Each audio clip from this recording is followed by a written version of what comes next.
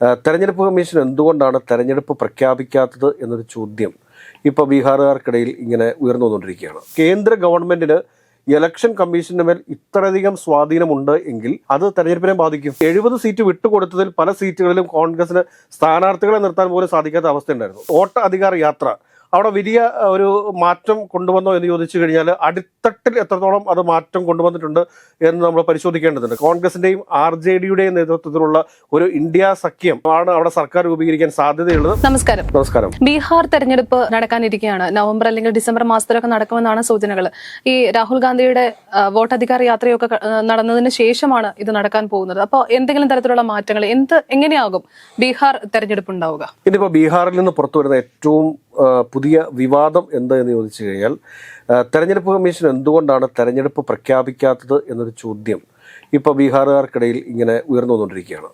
അപ്പോൾ അതിന് കോൺഗ്രസും അതോടൊപ്പം തന്നെ RJDയും പറയുന്ന കാര്യം എന്ന് വെച്ചാൽ പാട്നയിലൊരു മെട്രോ സ്റ്റേഷനുണ്ട്. അതിൻ്റെ ഉദ്ഘാടനവുമായി ബന്ധപ്പെട്ട് എന്നാണോ നരേന്ദ്രമോദി പാട്ന മെട്രോ ഉദ്ഘാടനം ചെയ്യുന്നത് അതിൻ്റെ അന്നോ നെക്സ്റ്റ് ഡേയോ ഇലക്ഷൻ കമ്മീഷൻ ഇലക്ഷൻ പ്രഖ്യാപിക്കും എന്നാണ് കോൺഗ്രസിൻ്റെയും RJDയുടെയും ആരോപണം. ഇത് നിസ്സാരമായിട്ടുള്ള ഒരു ആരോപണമായിട്ട് നമുക്ക് തള്ളിക്കളയാൻ വേണ്ടി സാധിക്കുന്നതല്ല. കേന്ദ്ര ഗവൺമെന്റിന് ഇലക്ഷൻ കമ്മീഷന്റെ മേൽ ഇത്രയധികം സ്വാധീനമുണ്ട് എങ്കിൽ അത് തെരഞ്ഞെടുപ്പിനെ ബാധിക്കും. ഇലക്ഷൻ കമ്മീഷൻ എന്ന് പറഞ്ഞു കഴിഞ്ഞാൽ സ്വതന്ത്രമായി പ്രവർത്തിക്കേണ്ട ഒരു സ്ഥാപനമാണ്. ആ സ്ഥാപനത്തിന് മേൽ കേന്ദ്ര സർക്കാരിന്റെ ഇടപെടലുകൾ ഉണ്ടാവുക എന്ന് പറഞ്ഞു കഴിഞ്ഞാൽ സ്വാഭാവികമായിട്ടും അത് ജനാധിപത്യത്തെ ബാധിക്കുന്ന ഒരു വിഷയമാണ്. അതുകൊണ്ട് തന്നെ ഇന്നത്തെ ഏറ്റവും വലിയ വിവാദമാണ് എന്തുകൊണ്ടാണ് ബീഹാർ തെരഞ്ഞെടുപ്പ് പ്രഖ്യാപിക്കാനായിട്ട് ഇത്രയധികം വൈകുന്നത്. നവംബർ 9 മുമ്പായിട്ട് ബീഹാറിൽ പുതിയ മിനിസ്ട്രി വരേണ്ടതാണ്. അപ്പോൾ അത് വീണ്ടും നീണ്ടുപോകാനായിട്ട് കാരണം അല്ലെങ്കിൽ തെരഞ്ഞെടുപ്പ് പ്രഖ്യാപനം നീണ്ടുപോകാനുള്ള ഒരു കാരണം എന്ത് എന്നുള്ള വളരെ കാര്യപ്രസക്തമായ ഒരു വിഷയം തന്നെയാണ് ഇന്ന് RJDയും അതോടൊപ്പം തന്നെ കോൺഗ്രസും ബീഹാറിൽ ചർച്ചയ്ക്ക് വെച്ചിരിക്കുന്നത് എന്ന കാര്യം നമ്മൾ കാണേണ്ടതുണ്ട്. അതോടൊപ്പം തന്നെ SIR ഇതൊക്കെ ഇപ്പോൾ വിവാദമായിക്കൊണ്ട് ബീഹാറിൽ ചർച്ച ചെയ്യപ്പെടുന്ന വിഷയമാണ്. എങ്കിലും നമുക്ക് പരിശോധിക്കേണ്ട ഒരു വിഷയം എന്താണെന്ന് വെച്ചാൽ 2020 കോൺഗ്രസ് എത്ര സീറ്റിൽ മത്സരിച്ചിരുന്നു, RJD എത്ര സീറ്റിൽ മത്സരിച്ചിരുന്നു, അതോടൊപ്പം തന്നെ BJP എത്ര സീറ്റിൽ മത്സരിച്ചിരുന്നു, LJP എത്ര സീറ്റിൽ മത്സരിച്ചിരുന്നു, അതോടൊപ്പം തന്നെ ജനതാദൾ യുണൈറ്റഡ് എത്ര സീറ്റിൽ മത്സരിച്ചിരുന്നു. ഇങ്ങനെയൊക്കെയുള്ള ഒരുപാട് കാര്യങ്ങൾ നമ്മൾ ചർച്ച ചെയ്യേണ്ടതുണ്ട്. കഴിഞ്ഞ തവണ RJD മത്സരിച്ചിരുന്നത് 144 സീറ്റാണ്. ഈ 144 സീറ്റിൽ 75 സീറ്റ് നേടി ഏറ്റവും വലിയ ഒറ്റകക്ഷിയായിട്ട് RJD എത്തി. 110 സീറ്റിൽ മത്സരിച്ച BJPക്ക് 74 സീറ്റ് നേടി രണ്ടാം സ്ഥാനത്ത് എത്തുന്ന കാഴ്ചയാണ് കണ്ടത്. 115 സീറ്റിൽ മത്സരിച്ച ജനതാദൾ യുണൈറ്റഡിന് കിട്ടിയത് 43 സീറ്റ് മാത്രമാണ്. അതുകൂടാണ്ട് കോൺഗ്രസ് 70 സീറ്റിൽ മത്സരിച്ചു. 19 സീറ്റിലാണ് അവർക്ക് വിജയിക്കാൻ വേണ്ടി സാധിച്ചത്. LJP അന്ന് NDAയുടെ കൂടെയും ഇന്ത്യ സഖ്യത്തിന്റെ കൂടെയും അല്ലാതെ സ്വതന്ത്രമായിട്ടാണ് മത്സരിച്ചത്.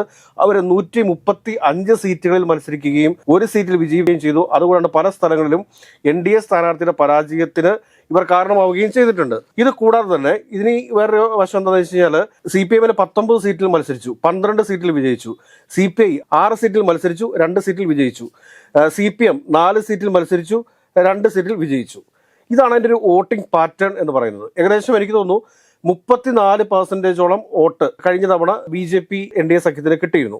32% വോട്ടാണ് RJD കോൺഗ്രസ് സഖ്യത്തിന് കിട്ടിയിരുന്നത്. അന്ന് തന്നെ RJDയുടെ നേതാവായിട്ടുള്ള തേജസ്വി യാദവ് ഉയർത്തിയ ആരോപണമുണ്ട്. കോൺഗ്രസിന് അന്ന് 70 സീറ്റ് കൊടുക്കാതെ ഒരു 40 സീറ്റിലേക്ക് ഒതുക്കിയിരുന്നുവെങ്കിൽ കുറച്ചുകൂടി സീറ്റുകൾ നേടാനായിട്ട് ആർക്ക് സാധിക്കുമായിരുന്നു? RJDക്ക് സാധിക്കുമായിരുന്നു. ഈ 70 സീറ്റ് വിട്ടുകൊടുത്തതിൽ പല സീറ്റുകളിലും കോൺഗ്രസിന് സ്ഥാനാർത്ഥികളെ നിർത്താൻ പോലും സാധിക്കാത്ത അവസ്ഥയുണ്ടായിരുന്നു. സീറ്റ് ചോദിച്ചു മേടിച്ചു. സീറ്റ് വിഭജനത്തിന്റെ ഭാഗമായിട്ട് കോൺഗ്രസും RJDയും തമ്മിൽ നടന്ന ചർച്ചയുടെ അടിസ്ഥാനത്തിൽ സീറ്റ് 70 കോൺഗ്രസ് നേടിയെടുത്തു. പക്ഷേ ആ 70 സീറ്റിലും ആപ്റ്റായിട്ടുള്ള സ്ഥാനാർത്ഥികളെ നിർത്താൻ സാധിക്കാത്തൊരു അവസ്ഥയുണ്ടായി കോൺഗ്രസിന്. ഇപ്പൊ കേരളത്തിലെ പല ഘടകകക്ഷികളും സീറ്റ് ചോദിക്കുന്ന മാതിരിയാണ്. സീറ്റ് ചോദിക്കും 10ഉം 15ഉം ഒക്കെ, പക്ഷെ അവർക്ക് നിർത്താൻ സ്ഥാനാർത്ഥികൾ പോലും ഇല്ല. എന്നിട്ടുമാണ് സീറ്റ് ആവശ്യപ്പെട്ടുകൊണ്ടിരിക്കുന്നത്.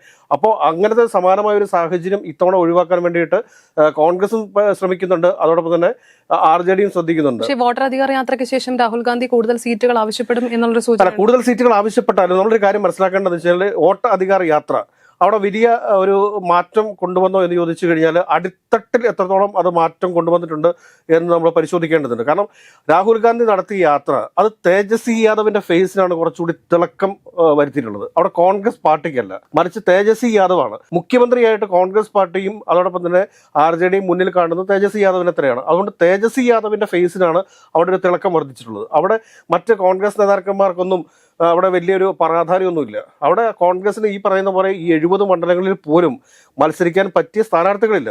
അതേസമയം RJDക്ക് എല്ലാ സ്ഥലങ്ങളിലും പ്രാതിനിധ്യമുണ്ട്. എല്ലാ സ്ഥലങ്ങളിലും അവർക്ക് കൃത്യമായ കമ്മിറ്റികളും കാര്യങ്ങളും ഒക്കെ കൃത്യമായിട്ട് ഫംഗ്ഷൻ ചെയ്തുകൊണ്ടിരിക്കുന്നതാണ്. ഇപ്പോൾ ഒരു കാര്യം മനസ്സിലാക്കുക, കേരളത്തിൽ കോൺഗ്രസിന്റെ ഒരു കുത്തക മണ്ഡലം, അവിടേക്ക് ഏതെങ്കിലും ഒരു ഘടകകക്ഷിയുടെ ചോട്ടാ നേതാവ് ആരും അറിയാത്ത ഒരുത്തരെ കൊണ്ട് സ്ഥാനാർത്ഥിയാക്കി നിർത്തി കഴിഞ്ഞാൽ കോൺഗ്രസ്സുകാർ അംഗീകരിക്കുമോ? ഇല്ലല്ലോ. എന്ന് പറഞ്ഞ പോലെ തന്നെയാണ് RJDക്ക് മുൻതൂക്കം ഉണ്ടായിരുന്ന പല മണ്ഡലങ്ങളിലും ഇവർ കോൺഗ്രസിന്റെ അത്ര പ്രധാനപ്പെട്ടതല്ലാത്ത നേതാക്കന്മാരെ കൊണ്ട് സ്ഥാനാർത്ഥിയാക്കി കഴിയുമ്പോഴത്തേക്ക് സ്വാഭാവികമായിട്ടും RJDയുടെ മുതിർന്ന നേതാക്കന്മാർക്ക് ഒരു ഈഗോ അടിക്കത്തില്ലേ? അപ്പോൾ അങ്ങനെയുള്ള പല സീറ്റുകളിലും റിബൽ സ്ഥാനാർത്ഥികൾ വരുന്ന സാഹചര്യങ്ങളുണ്ടായിരുന്നു. അങ്ങനെ ഒരുപാട് പ്രശ്നങ്ങൾ അവിടെ RJD കോൺഗ്രസ് സഖ്യത്തിനകത്ത് ഉണ്ടായിരുന്നു. പക്ഷെ ഇത്തവണ ഇതെല്ലാം പരിഹരിച്ച് മുൻപോട്ട് പോകും എന്ന് തന്നെയാണ് നമ്മൾ പ്രതീക്ഷിക്കുന്നത്. അപ്പോഴും അവിടെ വലിയൊരു പ്രശ്നം നിലനിൽക്കുന്നുണ്ട്. അതായത് പ്രശാന്ത് കിഷോറിന്റെ ജനസ്വരാജ് പാർട്ടി. ഈ ജനസ്വരാജ് പാർട്ടി എല്ലാ സർവേകളിലും പറയുന്നത് ഏകദേശം 12% വോട്ട് നേടുമെന്നുള്ളതാണ്.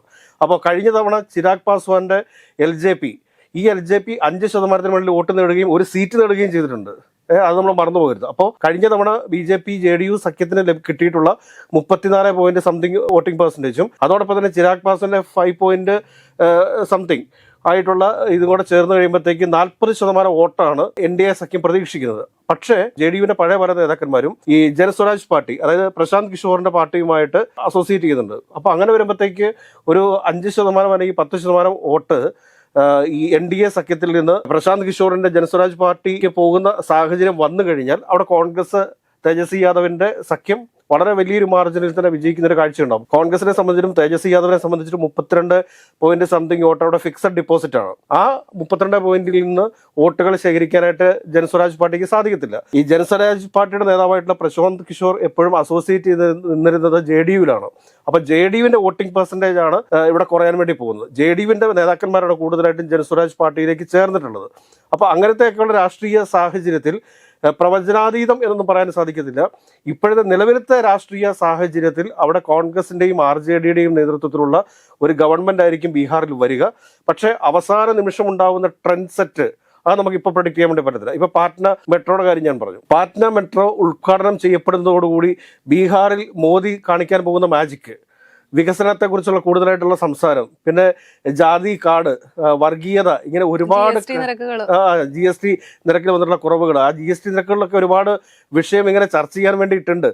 അപ്പോൾ ഇത് എനിക്ക് തോന്നുന്നു ഇതെങ്ങനെ വരുമെന്ന് പറയാൻ പറ്റത്തില്ല. ഇപ്പൊ ആദ്യത്തെ കാര്യം തന്നെ നമ്മൾ ചർച്ചയുടെ തുടക്കത്തിൽ തന്നെ പറഞ്ഞിരുന്നു, തെരഞ്ഞെടുപ്പ് കമ്മീഷൻ നിഷ്പക്ഷമായിട്ടാണോ പ്രവർത്തിക്കുന്നത് അതോ അല്ലെങ്കിൽ തെരഞ്ഞെടുപ്പ് കമ്മീഷൻ ഏതെങ്കിലും പക്ഷമുണ്ടോ എന്നൊക്കെ പരിശോധിക്കേണ്ട ഘടകങ്ങളായിട്ടുണ്ട്. അതുകൊണ്ട് ബീഹാർ ഇലക്ഷനെ കുറിച്ച് നമ്മളൊരു പ്രൊഡിക്ഷൻ ഇപ്പോഴേ നടത്താനായിട്ട് സാധിക്കത്തില്ല. പക്ഷെ കണക്കുകൾ സൂചിപ്പിക്കുന്നത്, കണക്കുകൾ കൃത്യമാണ് എന്നുണ്ടെങ്കിൽ തീർച്ചയായിട്ടും കോൺഗ്രസിന്റെയും RJDയുടെയും നേതൃത്വത്തിലുള്ള ഒരു ഇന്ത്യ സഖ്യം ആണ് അവിടെ സർക്കാർ രൂപീകരിക്കാൻ സാധ്യതയുള്ളത്. പക്ഷെ അപ്പോഴും ഞാൻ പറഞ്ഞല്ലോ, ഏത് തരത്തിലുള്ള പൊളിറ്റിക്കൽ മാനിപ്പുലേഷനും അവിടെ സാധ്യമായിട്ടുള്ള ഒരു സംസ്ഥാനമാണ് ബീഹാർ എന്ന് പറയുന്നത്. എഡ്യൂക്കേഷനൊക്കെ വളരെ കുറവാണ് ബീഹാറിൽ നിന്നാണ് ഏറ്റവും കൂടുതൽ IPS IAS ഉദ്യോഗസ്ഥന്മാരൊക്കെ ഉള്ളത്. പക്ഷേ അവിടെ താഴേക്കിടയിലുള്ള ആളുകൾക്കിടയിൽ വിദ്യാഭ്യാസം വളരെ കുറവാണ്. അപ്പൊ അതിൻ്റെതായിട്ടുള്ള പ്രശ്നങ്ങളൊക്കെ ഉണ്ട്.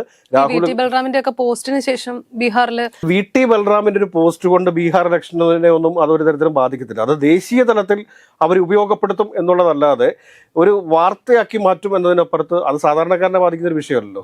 ഈ BD പരാമർശമൊന്നും ബീഹാർ തെരഞ്ഞെടുപ്പിനെ ബാധിക്കാൻ വേണ്ടി പോകുന്നില്ല. പക്ഷെ ബീഹാറിൽ നടക്കാൻ പോകുന്ന കനത്ത മത്സരമാണ്. ഇപ്പോഴത്തെ രാഷ്ട്രീയ സാഹചര്യം അനുസരിച്ചിട്ട് കൃത്യമായി പറഞ്ഞു കഴിഞ്ഞാൽ ഇന്ത്യ സഖ്യത്തിന് വളരെ വലിയൊരു മുന്നേറ്റമുണ്ട്.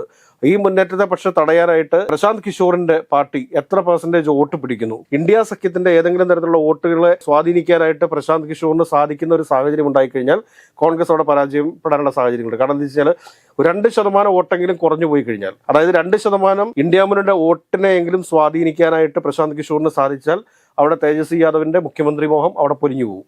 അതിന് തർക്കമൊന്നും വേണ്ട. പക്ഷെ അങ്ങനെ വരാൻ സാധ്യതയില്ല. ഈ പ്രശാന്ത് കിഷോർ പിടിക്കാൻ പോകുന്ന കൂടുതൽ വോട്ടുകളും JDUവിന്റെ പക്ഷത്തു നിന്നായിരിക്കും, അല്ലെങ്കിൽ JDU എന്ന പാർട്ടിയിൽ നിന്നായിരിക്കും. അദ്ദേഹം JDUവിന്റെ നേരത്തെ ദേശീയ വൈസ് പ്രസിഡന്റ് ഒക്കെ ആയിരുന്നു. അപ്പൊ JDUവിൽ നിന്നുള്ള വോട്ടായിരിക്കും പ്രശാന്ത് കിഷോർ പിടിക്കുക എന്നുള്ളൊരു നിഗമനത്തിലാണ് കോൺഗ്രസ് നേതൃത്വമുള്ളത്. ആ ഒരു കോൺഫിഡൻസിലാണ് കോൺഗ്രസ് നേതൃത്വമുള്ളത്. അങ്ങനെ പ്രശാന്ത് കിഷോർ പിടിക്കുന്ന വോട്ടുകൾ, അതുകൂടാണ്ട് അസറുദ്ദീൻ ഒവൈസി എന്ന BJPയുടെ ജൂനിയർ ടീം ഏത് സമയത്തും അവിടെ മത്സരിക്കാൻ വേണ്ടിയിട്ട് തയ്യാറായിട്ട് നിൽക്കുകയാണ്. ഇനിയിപ്പോൾ അദ്ദേഹം കൂടി വന്നവിടെ മത്സരിച്ച്, അദ്ദേഹം കഴിഞ്ഞ പ്രാവശ്യം അവിടെ മത്സരിച്ചിരുന്നു.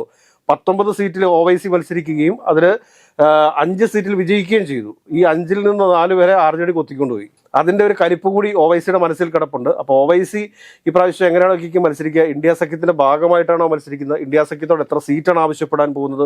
ഇതൊക്കെയുണ്ട്. സീറ്റ് ചർച്ചകളൊക്കെ വരും ദിവസങ്ങളിൽ വളരെ തകൃതിയായിട്ട് തന്നെ നടക്കും. അപ്പോഴേ നമുക്ക് അറിയാൻ സാധിക്കും OWൈസിക്ക് സീറ്റ് കൊടുക്കുക, എത്ര സീറ്റ് കൊടുക്കേണ്ടി വരും, CPIക്ക് എത്ര കൊടുക്കേണ്ടി വരും, CPML എത്ര കൊടുക്കേണ്ടി വരും, CPIM എത്ര കൊടുക്കേണ്ടി വരും, കോൺഗ്രസിന് എത്ര കൊടുക്കേണ്ടി വരും, RJDക്ക് എത്ര കൊടുക്കേണ്ടി വരും എന്നൊക്കെ നമുക്ക് അറിയാനായിട്ട് സാധിക്കും. പക്ഷെ ഒരു കാര്യം പറയാം, കോൺഗ്രസ് ചില വിട്ടുവീഴ്ചകൾക്ക് തയ്യാറാവുന്നതായിരിക്കും നല്ലത്. കാരണം സ്ഥാനാർത്ഥികൾ ഇല്ലാത്ത മണ്ഡലങ്ങളിൽ ഒരു കാരണവശാലും ആ സീറ്റിന് വേണ്ടിയിട്ട് കോൺഗ്രസ് നിർബന്ധം പിടിക്കരുത്, സീറ്റ് കച്ചവടം നടത്തരുത്. അതല്ലാത്ത പക്ഷം ഇപ്പോഴത്തെ കണക്കുകളുടെ ഒരു സൂചന പ്രകാരം കോൺഗ്രസും RJDയും അവിടെ അധികാരത്തിൽ വരും, അവിടെ ഇന്ത്യ മുന്നണി അധികാരത്തിൽ വരും, തേജസ്വി യാദവ് അവിടെ മുഖ്യമന്ത്രിയാകും എന്നുള്ള രീതിയിൽ തന്നെയാണ് കാര്യങ്ങൾ മുമ്പോട്ട് പോയിക്കൊണ്ടിരിക്കുന്നത്.